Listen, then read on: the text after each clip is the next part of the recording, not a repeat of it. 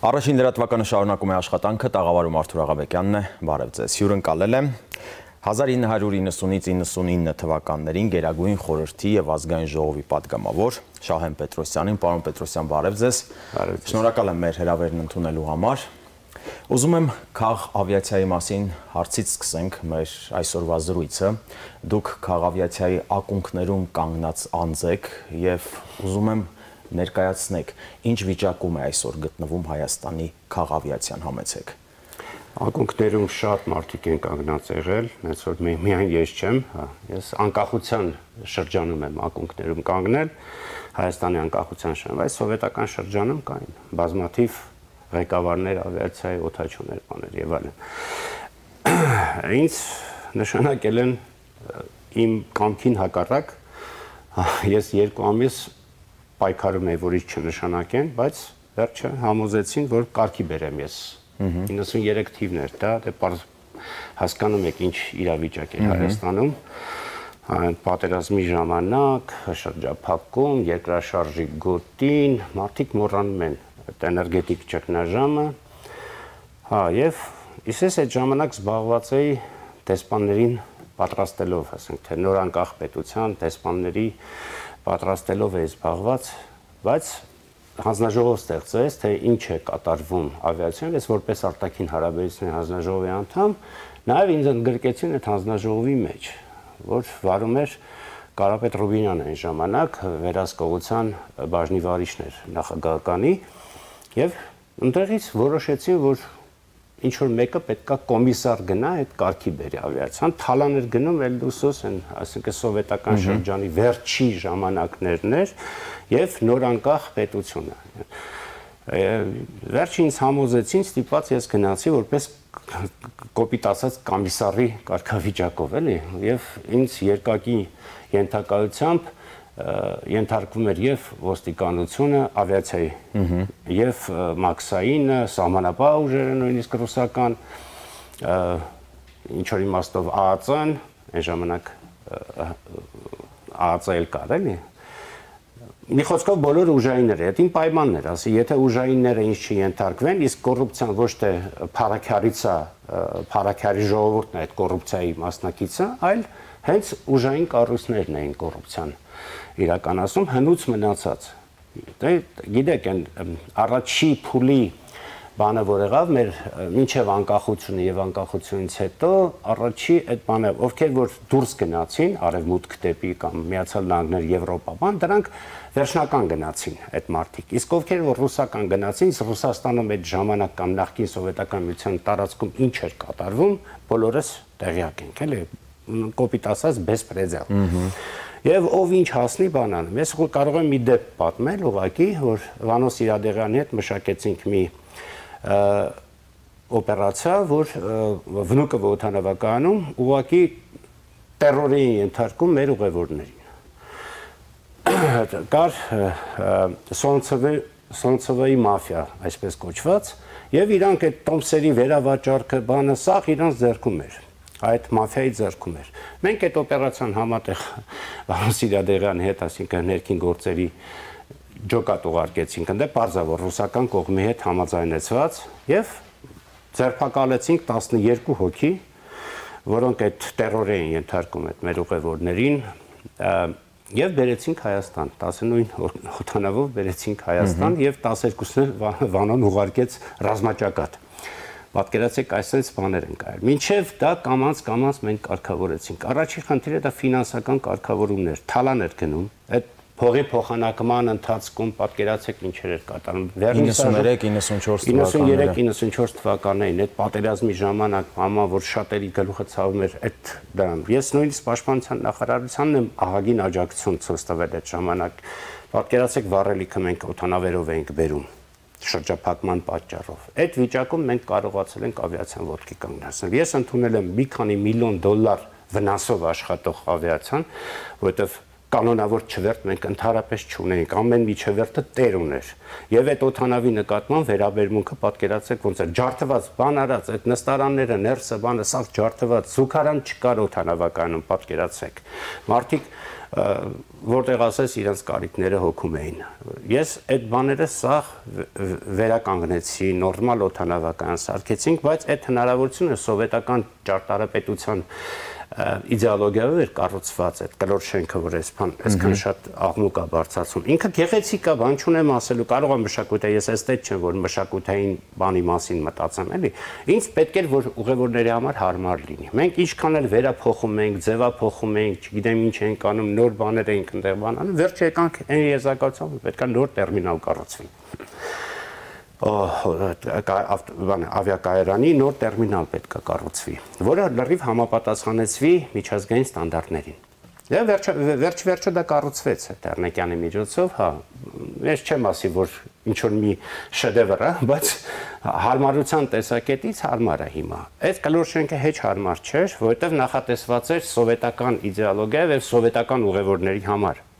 Երբ որ մենք միջազգային չվերթներ բացեցինք, դե չկար ոչ մաքսատուն, կար ոչ սահմանապահ, կար ոչ բան կար, չէ, արդեն միջազգային անձնագրային այդ բանը պետքա ստեղծեինք։ Duty free չկար, բան։ Հիմա duty free մասին մի փոքրիկ պատմություն պատմեմ։ Երբ որ մենք որոշեցինք նաև duty free-ն պետքա բացվի, դե օթանավականների ստանդարտների մեջ է մտնում, չէ, duty free կոչվածը։ Ինձ Ղարաբաղից զանգում է Ռոբերտ Քոչարյանը, բայց մի հատ լավ ընկեր ունեմ Ֆրանսիայում։ Բանը դու Իրան պետք է աջակցես, որ ինքը այդ օծանելիք բան պարֆյումը ֆրանսիական բերի duty free-ում դնի։ Ասի դե մա ճշտեմ էլի հետով է, ինչպես ես դրանով չէի զբաղվում, դա իմ ֆունկցիայի մեջ չէր մտնում։ Իմ ֆունկցիան այդ բարեփոխումները ավիացիոն որ կար, այդ քաղաքականությունը վարելն էր, որտեղ ինձ նշանակել են կառավարության լիազոր ներկայացուցիչ, դա պետնախարարի կարգավիճակ էր այն ժամանակ։ Այդ ժամանակ դեռ Ռոբերտ Քոչարյանը Հայաստան չէր եկել։ Չէ, նա Ղարաբաղում էր, Ղարաբաղից են ցանկել, էլի, որ իր անկերոջ են, այսպես ասած, չգիտեմ, իր անկերն է թե ինքն էր դրա բանը։ Ես բարձեցի Ֆրանսիայում դե կապեր ունեմ, բան, ասի մի հատ իմացեք, բարձվեց այդ գողացած կամ ուտիլիզացված այդ պարֆյումի ընկերությունները որ կան, տանում ինչ-որ պահեստավորում են, որ հետո հետագայում ուտիլիզացնեն այդ բաներ, բրակը։ Ինքը որոշել էր duty free բերեր։ Duty free բերեր, դրանով մեր duty free-ն ուղիղ, եթե բարձվեր դա ինչ է, կփակվեր։ Եվ ինչ պատասխանեցիք Ռոբերտ Քոչարյանին։ Ես պատասխանեցի ոչ։ Դրանից հետո բնական է, չէ՞, մեր հարաբերությունները պետք է փչանային։ Հա։ Ну, հետո եկավ այն ժամանակը, որ ինքը կարգվեց, ես արդեն ավիացիայում չէի, ես ընդհանրապես պատգամավոր էի, որ ինքը կարգվեց վարչապետ սկզբից, որի դեմ ես շատ եմ պայքարել այն ժամանակ, որ չի կարելի գավառացուն կամ մի գավառական շրջանի բանին, ում կրթությունը նույնիսկ մի քիչ կասկածելի է, լավ ասենք թե պարտկոմից դարել է, ավարտել է ՎԿՇ, ՎՊՇ, չէ, ասես բաներ ավարտել է, բայց դա այդ կրթությունը չի, էլի, նման պաշտոնի համար։ Եվ բավականին երկար մենք նախագահի հետ, այսպես ասած, վիճել ենք, որ չի կարելի այդ նման մարդու բերել։ Մի խոսքով ես հանձնել եմ 96 թվականին, այս տեսնում եք այս լոգոն հայկական ավիաուղիների, դա մեր պարծանքներ, մենք ունենք շատ լավ պարկ, արդեն պետք է թարմացնենք մեր պարկը, Boeing-ների հետ արդեն, Boeing-ի հետ մենք պայմանավորված ունենք, 3 օդանավ պետք է բերեինք, պատկերացեք Boeing-ը մեզ հոյակապ մի հատ առաջարկություն արել, որ ոչ Հայաստանը այն ժամանակ լավ հեղինակություն ուներ։ Մեզ ընդունում էին ամենուրեք։ Պատկերացեք, մենք ամեն չվերթը բացելուց մեզ դիմավորում էին, օրինակ Հեսենի հողի Ֆրանկֆուրտի չվերթը հետ մենք բացեցինք, Հեսենի ղեկավարություն ամբողջությամբ եկել էր մեզ պատիվ տալու։ Ամստերդամի չվերթը բացեցինք, Հոլանդիայի Ամստերդամի քաղաքապետարանի շեֆերն էին եկել մեզ, KLM-ի տանօրինությունը բանը, բոլորը մեզ եկել էին դիմավորելու։ Պարոն Պետրոսյան, դուք նշեցիք 1996 թվականին եք հեռացել քաղավիացիայից։ Դրանից հետո Քոչարյանը արդեն Հայաստանում էր։ 97-ից Քոչարյանը եկավ Հայաստան, հա։ Եթե մեկ ոլորտ ղեկավարում եք, աշխատում եք, այդտեղ մեծ ներդրում եւ ավանդ եք ունենում, հետո հեռանում եք, ինչ է լինի, միևնույն է, թեկուզ հեռվից հետևում եք, թե ինչ է կատարվում այդտեղ։ սրտի ցավ եք զգում ամեն թերության համար, թերացման համար։ Ինչ եղավ հետո։ Քոչարյանի գալուց հետո ավիացիան հետո եղավ հետևյալը։ Ինչ ապրեց։ Իրանք շատ լավ, sense պատկերացնում են, ամենամեծ ֆինանսական հոսքերը դա ավիացիայում էր։ Բնական է։ Ինքը առաջինը պետքա թաթը դներ հենց ավիացիայի վրա։ Հասկանում եք, այդ ագահությունը, որ մեր հասարակության մի մասի մեջ կա, այդտեղ ծնվեցին օլիգարխիան, բանը եւ այլն։ Ինքը այդ չհասկանալով ավիացիան, որ իր խելքի բանը չի, էլի, ասում ինքը թաթը դրեց դրա վրա եւ բաժանեցին մի քանի հոգով ամբողջ ավիացիայի այդ եկամուտները։ Սկզբարտնոց օդանավականի տիրությունը, ասես վերցրեց ինքը իր վրա, իսկ ավիաուղիները տվեց Սերժ Սարգսյանին, որը բերեց իր Միկա Բաղդասարով կոչեցյալին։ Հասկանում եք, մի հատ կլյուչնիկի, Բաքվի մի հատ կլյուչնիկին բերեց դրեց ավիացիայի այդ ուղևորափոխադրման գլխին։ Մենք ունենք 3 հզոր ավիաընկերություն, բացի հայկական ավիաներից կար Արաքս ավիաընկերություն, կար Եռավիա Բեռնատար օդանավերով ավիաընկերություն եւ 3-ն էլ մեծ եկամուտներով աշխատում էին։ Ասենք ես թողել եմ 96 թվականին մոտ $10 միլիոն մաքուր շահույթ, հասկանում եք։ Ինձ միշտ ասում են, «Արա, դու բյուջեի 25%-ներ»։ Այո, այն ժամանակ ավիադեպարզը, այն ժամանակ տենց բանկային տենց հզոր բանկեր չկային, այն ժամանակ տենց հանքարդյունաբերությունը այդքան բան չէր, մեծ եկամուտներ չէր բանան, Armentel բան, տենց բաներ չկային, չէ։ Ավիացիան էր ամենահզորը այդ ժամանակ եւ 10 միլիոն մաքուր շահույթով ես թողել եմ 96 թվականին։ Ուղղակի չգիտեմ, մսխեցին այդ գումարները սա։ Մսխեցին սխալ քաղաքականության պատճառով, բացեցին Դելհի, Լոնդոն, ինչ որ անկապ չվերթ, որ բան, բացեցին մեր եկամտաբեր, փակեցին մեր եկամտաբեր չվերթները, դա Ամստերդամներ, Ֆրանկֆուրտներ, որ մենք բաներ ունենք համատեղ Air France-ի կամ KLM-ի, KLM-ի կամ ուրիշ Lufthansa-ի հետ մենք ունենք բանի կոչերինգի պայմանագրեր ունեինք, որ ասեք թե մենք ձեզ բերում ենք ուղևորներ, տրանսատլանտիկը դուք եք հետո տանում, մենք մեծ օդանավեր չունեինք, որ տրանսատլանտիկ կամ մայրցամաքից մայրցամաք կարող ենք դնել, մեր բանը միջին կարգի թռիչքներն էր, մեր աշխարհագրությունը եւ մեր հնարավորություններն այդ, այսինքն մենք իրատեսական ենք, բայց այն ժամանակ խոսում են, սա Լոս Անջելես չվերթ կբացենք, այս կանենք, ինչով եք բացել Լոս Անջելես, այսինքն այդ ճորոմ խոսացողները այն ժամանակ էլ կային, էլի։ Մի խոսքով իսկ մենք այդ բանը կազմակերպեցինք հզոր ընկերությունների միջոցով, մենք բերում ենք այս этаպը Երևան, Փարիզ, Երևան, Ամստերդամ, Երևան, Աթենք, Երևան, նույնիսկ Երևան, Լոնդոն մենք ուզում ենք առանձին բացել, բայց ոչ Դելհիի հետ կապելով։ Հասկանում եք, կամ Երևան, Դուբայ։ Դուբայը մեզ համար շատ լավ հաբ բաներ, օդանավական էր, որ Դուբայից մենք կարող ենք արդեն ամբողջ հեռավոր արևելքը ընդգրկել Դուբայից կամ Աֆրիկան կամ Միջին Արևելքը։ Միջին Արևելքն մենք թռիչքներ ունեինք, Բեյրութ ունեինք, բացի Դուբայից Բեյրութ թռիչք ունեինք, Սիրիա, Հալեբ թռիչք ունեինք։ Ну, ԱՊՀ երկրները չեմ հաշվում, այդ լրիվ ծածկված էր ԱՊՀ երկրները, բայց խոսում եմ ԱՊՀ-ից դուրս մեր թռիչքների աշխարհագրությունը պատկերացեք, մենք 30 ուղղություններով աշխարհագրություն ունեինք մոտավորապես։ Դա կամաց-կամաց մսխեցին այդ ամեն ինչը ագահության պատճառով։ Մեր օդաչուները այսօր աշխարհի տարբեր երկրներում են, սփռված այնտեղ են աշխատում։ Դե էլի փառքասա, որ ինչ որ աշխատանք գտել են, ես դրա մասին շատ եմ խոսացել, շատ եթերներում, բաներում, բայց ուշադրություն չի դարձվել, այսինքն ես արհամարվել է։ Ես նույնիսկ 2019 թվականին ինձ կառավարությունից խնդրեցին մի հատ ծրագիր պատրաստեմ ավիացիայի զարգացման կամ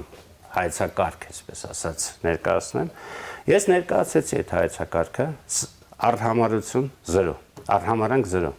ոչ մի վերաբերմունք, ոչ մի արձագանք։ Ուղարկեցի, գրել եմ 10 մի քանի էջի վրա, բայց հայեցակարգն եմ գրել, ինչա պետք անել։ Հիմա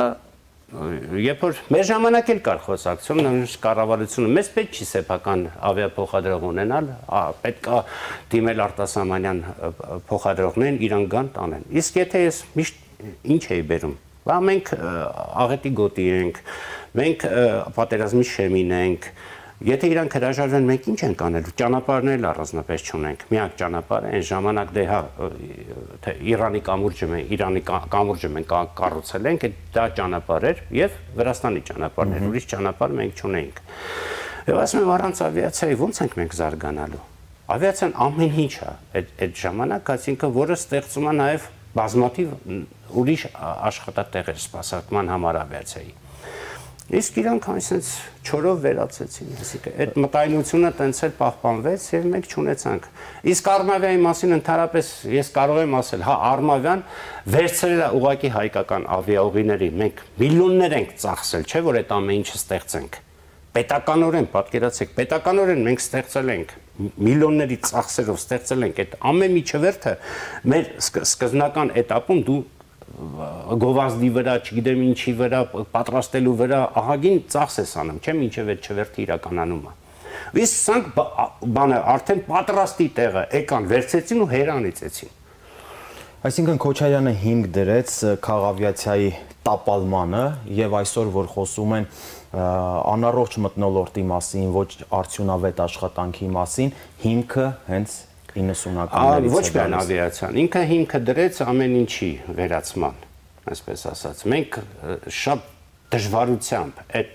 շատ վատ ժամանակաշրջանում պատերազմի շրջափակման էներգետիկ ատոմակայանը մենք բացել ենք։ Հասկանում եք, օրինակ ես Լոս Անջելեսում վարակույր հաղորդաշար կար այն ժամանակ 2002-2007 թվականին ինձ հրավիրել են այնտեղ ելույթ ունենալ։ Էլի սենց ես ներկայացել եմ, ասել եմ ատոմակայանը փակել է սովետական միությունը։ Երբ որ 1989 թվականի հունվարին կամ փետրվարին, լավ չեմ հիշում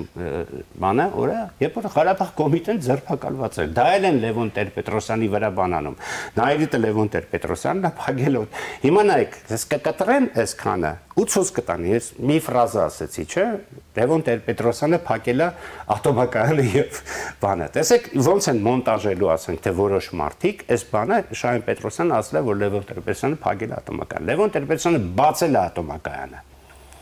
Հասկանում եք։ Բացել է Նայիրիտը։ Դուք պատկերացրեք Բուտաձիանը, որ վագոններով էր բերվում։ Հիմա շրջափակման մեջ ենք։ Ոնց է լինելու։ Բանվտանգության խնդիր կա, չէ՞ Նայիրիտի համար։ Հետո Նայիրիտը փակվել է սովետական միության որոշմամբ, ոչ թե անկախ Հայաստանի որոշմամբ։ Անցնենք առաջ։ Մենակ ավիացիան չի, որ քանդել է սա։ Այդ ինչով է հպարտանը։ Մի հատ Հյուսիսային պողոտայով, որ ես ասում եմ այդ Հյուսիսային Պանթեոն եմ անվանել Հյուսիսային պողոտան։ Դու եթե գիշերով անցնեք այնտեղ կտենաք լույս չի վառվում։ Զատտաները առել են ու հատուկենտ լույս է վառվում այդ նորակառույց շենքերում, էլի։ Հիմա ինչով է հպարտանում, ասեք այդ մարդկանց տեղերից քշես, տեսել եք Թբիլիսիում ինչ արեցին։ Թբիլիսիում այդ հին թաղերը, չէ, սիրուն վերանորոգեցին։ Նույնիսկ Խավլաբարը սիրուն վերանորոգեցին բանը եւ զբոսաշրջային կենտրոններ են։ Զբոսաշրջային կենտրոն մենք էլ կարող ենք կենտրոն տենց անել։ Ոչ թե ախմախ մի հատ ճարտարապետական մի հատ համալիր այդտեղ կառուցել։ Քոչարյանն ասում է հունիսի 20-ից հետո Հայաստանի Հանրապետությունը շին հրապարակի են վերածելու։ Դե թող ասի, հիմա ինչ դու էլ ասա այդ հայտնի բանը կա չէ Իսահակյանի։ Դու էլ ասա։ Հիմա թող ասի, հիմա Նիկոլն էլ ինչ ասես ասում էր։ Բայց ինչ արեց, ոչ մի բան, հակառակը։ Այս աղետի բերեց, երկուսն էլ աղետի բերեցին։ Իսկ Սերժ Սարգսյանի մասին ընդհանրապես ինչ կարամ ասեմ, ոչ մի բան, ինքը իներցիայով շարունակեց Ռոբերտ Քոչարյանի արածը։ Մեզ առաջարկվել է, չէ, մի քանի փաստաթուղթ առաջարկվել։ Եթե ամբողջ աշխարհը մեր դեմ է, մենք ասում ենք, չէ, մինչև Ղարաբաղի հարցը չլուծվի, Հայաստանը զարգացման հեռանկարներ չունի։ Մեռանք ասելով, չէ, իրանք ավելի լավ լուծում կգտնեն, ուր այդ լուծումը։ Էս հասցրեց սրան։ 97 թվականին, երբ որ մենք ասում ենք, որ միակ սա ամենամոտ մեզ հայանպաստ որոշումը սա է, դե 97 թվականին նոր ստեղծվել էր Մինսկի խմբի այդ համանախագահությունը եռյակը։ Իրանք էլ հենց ստեղծվեցին անմիջապես մեզ ներկայացրեցին ամենահայանպաստ փաստաթուղթը 97 թվականի այդ փուլայինն էր։ Եվ այդ ժամանակ մենք Ադրբեջանի հետ բավականին նորմալ հարաբերություններ ունեինք։ Իրար վստահություն կար մեկը մյուսի, ասենք Լևոնի եւ Հեյդարի միջև վստահություն կար։ Հեյդարը հաճախ զանգում էր ասենք թե մեր իշխանության երկրորդական, երրորդական մարդկանց ասում է մի բան արեք, մենք Լևոնի հետ հանդիպենք, էլի, Նախճեվանում, օրինակ։ Այդ հələ մինչև իր պրեզիդենտ դառնալը Ադրբեջանի։ Հետո շատ լավ հարաբերություններ էր եւ վստահություն կար։ Բացի նրանից, որ Հեյդար Ալիևը Թուրքիայի հետ մենք շատ լավ հարաբերություններ ունենք, ճիշտ է, շատ դժվար է տարվել, օրինակ, եթե Հետո Ադրբեջանը պարտված կողմ էր եւ այն հզորությունն ու աջակցությունը չուներ այդ ժամանակ։ Պարտությունը լինում է այն ժամանակ, երբ որ դադարում է պատերազմը։ Այդ ժամանակ ֆիքսում է խաղաղության բանը, ֆիքսվում է այն ինչ որ քո նվաճումները, իրան զիջումները, փողզիջումները, բանը, այդ ժամանակ կորոշեն պարտվածներ եւ հաղթողներ չկային այդ պատերազմում։ Ստեղ Ղարաբաղի անվտանգության խնդիրներ ընդհանրապես դրված։ Իրականում իրանք սկսեցին։ Գիտեք, եթե երկակի ասեք, թե եթե Ղարաբաղցիք փետրվարի 12-ին այդ որոշումը չընդունեին, ոչ Սումգայիթ կլներ, ոչ բան կլներ, չէ, մեկը մյուսի վրա շառանելու բանն է, չէ, դուք չսկսեիք։ Դե բայց այդ Պերեստրոյկա, Գլասնես, բանս բաներ Գորբաչովը ցանկ ոգևորվեցին։ Նայեք այդ ցուցակը, որ ոգևորվել են Ղարաբաղը միացնել Հայաստանին, չէ։ Սա նախկին պարծականներն են։ Եվ իրանք չէին հասկանում միջազգային իրավունքը ինչ ասում, ինչ չի ասում։ Երբ որ մենք անկախացանք, մենք միջազգային իրավունքը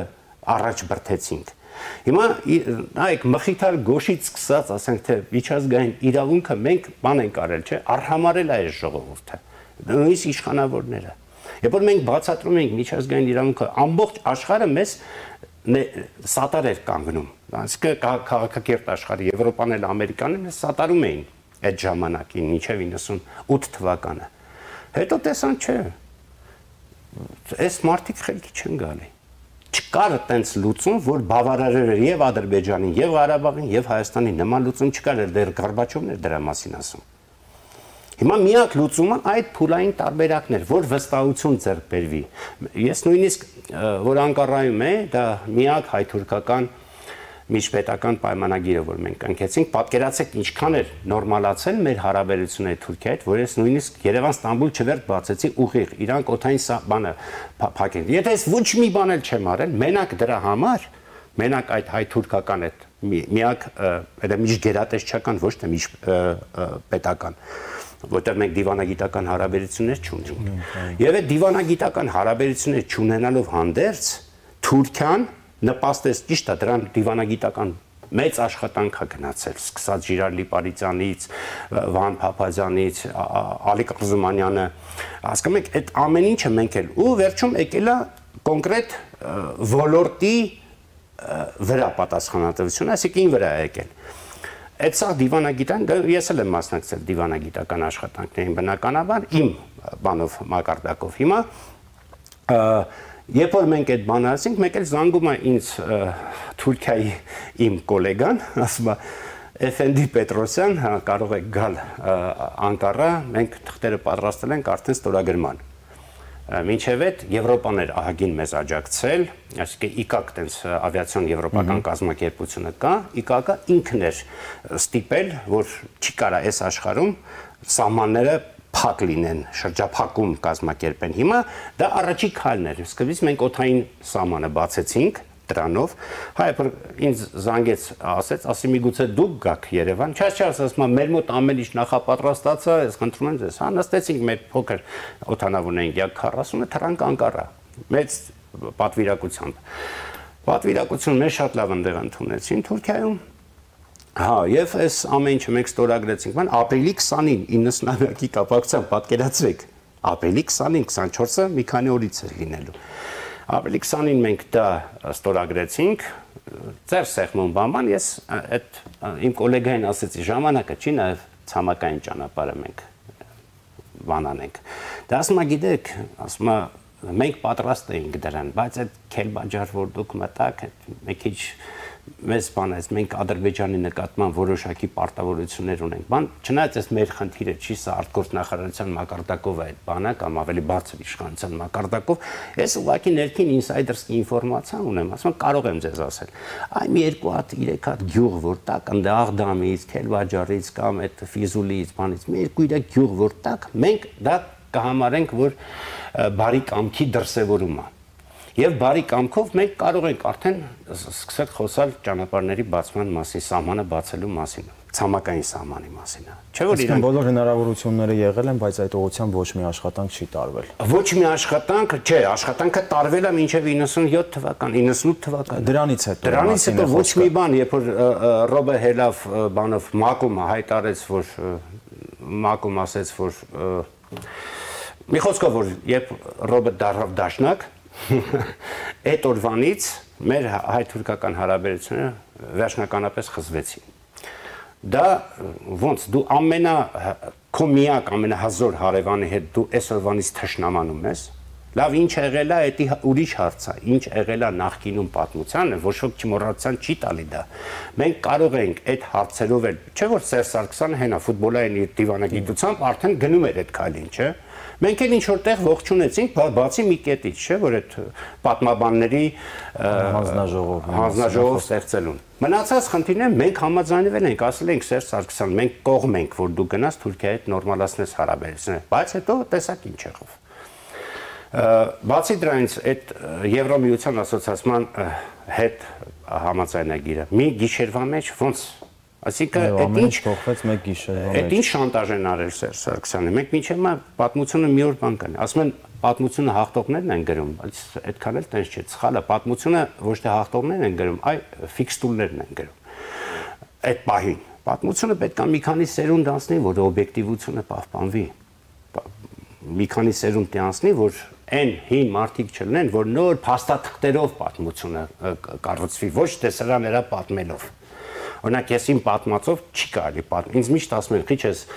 ինքնաբանագրում, մեմուարներ, ինչի՞ չես գրում, արդեն այն տարիքում ես, ասի սպասեք հələ մեռնելի չի եկել, համ էլ որ ես մի բան գրեմ, 1000 մարդ կա ինչ չսիրող, կասի սուտ ասում։ Հետո հասկանում եք, դրա համար մեմուարներ գրելու վաղ գրելը պետք է, պարոն Պետրոսյան։ Չէ, դες ինչ որ բաներ գրում եմ իհարկե, հա, հենց մի քիչ պամֆլետային ոճով եմ գրում, որ մի քիչ ընթերնելի լինի, ասենք հաճելի լինի կարդալը։ Ես այդ ոճով եմ գրում հաճախ։ Դե բազա գիտեք, Facebook կա, բան կա, այդպես հոդվածներ բաներ։ Հիմա սա է իրավիճակը, հիմա մենք ոնց կարող ենք այս իրավիճակից դուրս գալ։ Ավիացիան, օրինակ Ես ոնց եմ առաջարկում։ Ես առաջարկում եմ պետականորեն ստեղծվի ազգային փոխադրող կոչեցյալ։ Չնայած ես դեմ եմ դրան ազգան, որովհետև ես ինքս ազատական լինելով, չէ ուզենա որ պետ, բայց սա ռիսկային բիզնես է։ Չի կարա ոչ մի անհատ մարդ կամ ինչ որ ամենահզոր մարդն էլ sense ռիսկի տակ չի մտնի։ Ինքը այսօրվա եկամուտի մասին է մտածում։ Սա եկամուտ կբերի 10 տարի հետո, ընդհանրենք լավագույն դեպքում։ Սա հզոր շատ բարդ եւ ռիսկային բիզնես է։ Հետո երկրորդը, ասեցի պետությունը պետք է ստեղծի, ամեն ինչով նպաստի, նույնիսկ ձևն եմ ասել, տնօրենների խորհուրդ լինի, որ ոչ ոք այդտեղ միանձնյա որոշում չկարողանա կայացնի։ Եվ այդ տնօրենների խորհրդում պետք է լինի հարգված, ինչպես ասենք ԲԴԽ-ն է, չէ, ստեղծվում։ Տենց մի մարմին ստեղծվի, օրինակ, տարբեր հասարակության տարբեր հարգված եւ հեղինակություն ունեցող մարդկանցից, որոնք հետագիծ ունեն, ասենք թե միշտ պետք է նայել, ընդհանրապես ցանկացած պաշտոնի, երբ որ մարդու դնում են, միշտ պետք է հետագիծը միած ստուգվի այդ մարդու։ Չի կարելի ամեն մի ամբախ-զամբախ խոսացողին պոպուլիստին բերել, այնել երկրի իշխանավոր դարձնել։ Դա մեր ամենամեծ խայտարակությունն է։ Հետագիծը շատ էլեմենտարն է, տարական ձևի կարելի է հիմա որոշել են, ասենք թե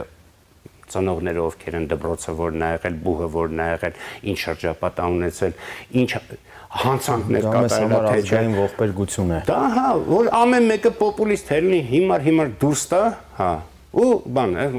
ռոմանտիկներ, արա քաղաքականությունը ռոմանտիզմ չի այ ձեր ցավը տանեմ։ Հիմա նորից ռոմանտիկներ են հայտնվել։ Հասկանում եք, այդ դրա մասին գրել էի Facebook-ում երեք ռոմանտիկները, Վանոն շատ լավ էր ասել, որ ասում է, ինձ թվում է ռոմանտիկները մի քիչ խելքի պակաս ունեն, էլի, երբ որ ասեցի ռոմանտիզմով դու կարող ես անձնական քո կյանքում տառապես, ոչ թե պետք իշխանության գաս։ Հասկանում եք, այս sense բաներ կա, որ մարդիկ իրավունքը մի քիչ լավ չեն գիտակցում։ Մանավանդ միջազգային իրավունքը։ Իրանք sense իրանց երազանքներով, այսօր մինչև հիմա Սևրի պայմանագիրը դրած sense բան անում, ավելի աղբոր պես, ալա թարգեք այդ բաները։ Ախը 18 թվականին մենք այս 30,000 կամ սկզբից 40,000 էր։ 40,000 քառակուսի կիլոմետր տարածքը նվեր ենք ստացել։ Ասում ենք 1000 տարի պետություն չենք ունեցել։ Այսօր մենակ այս տարածաշրջանը մենակ քրդերը պետություն չունեն։ Իսկ մենք ունենք։ Հասկանում եք, այս նվեր ենք մենք ստացել։ Եկեք մի հատ այս 30,000 քառակուսի ինչ որ պահպանվել է, ինչ որ ձևի, ինչ ա եղել ընդեղով Բաթումի բանն ա եղել, Մոսկովյան բանն ա եղել, հերիքա պատմության այդ բանի մեջ հորձանուտը մտնեք։ Ինչ եղել եղել է։ Եկեք հիմա տեսնենք այս 30,000 քառակուսի կիլոմետրը։ Պլյուս Ղարաբաղի հարցն մենք ընդամենը գարանտ էինք ղարաբաղցիների անվտանգության, դա էր Հայաստանի ֆունկցիան, ոչ թե գնալ գրավել։ Որ ասին դա ազատագրված տարածքներ, այդ էր ցավը տանեմ, ազատագրված տարածքը կլինի այն ժամանակ, երբ որ այնտեղ եթե հայեր ապրեին։ Այնտեղ ապրել են ադրբեջանցիներ, քրդեր, բաներ, ոչ մի հայ այդ տարածքում չի ապրել։ Աղդամում ոչ մի հայ չի ապրել։ Հա, հետո մենք անունը դրեցինք անվտանգության գոտի, որ այնտեղից ասենք թե Չռմբակոց են Ստեփանակերտը։ Լավ, դրեցինք անվտանգության գոտի անունը։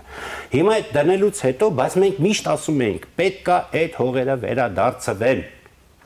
Մենք ոնց թե մենք փաստորեն ինչ է ստացվում, մենք մեզ գենոցիդ են արել, մենք էլ պետք է գենոցիդ անենք, մենք այդ մարդկանց քշել ենք այնտեղից։ Չէ, դա մեր տարածքը չի, դա մեզ չի պատկանել, որովհետև հայ այնտեղ չի ապրել։